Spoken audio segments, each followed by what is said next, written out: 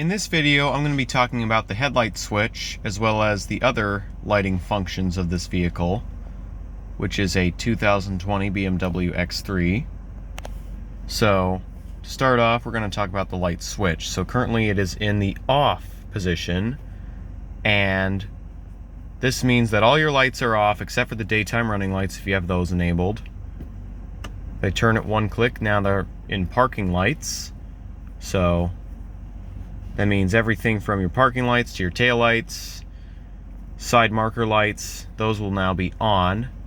Next up is the auto position, which automatically alternates between lights off or daytime running lights and lights on depending on how dark it is. So when it gets dark, it turns the lights on for you. And you're also accompanied by the adaptive headlight functions if you have those, such as your swivel headlights, cornering lights, and automatic high beams. And then that's your headlight on override.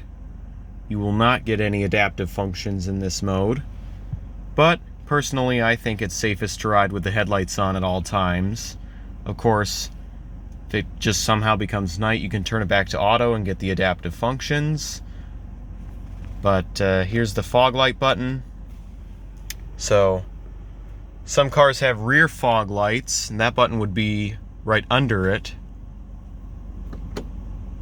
Parking lights, roadside, so you have to have the car off to use these. You push a button to turn the parking lights on, and then to turn them off, you press the exact same button you used to turn the designated parking lights on with.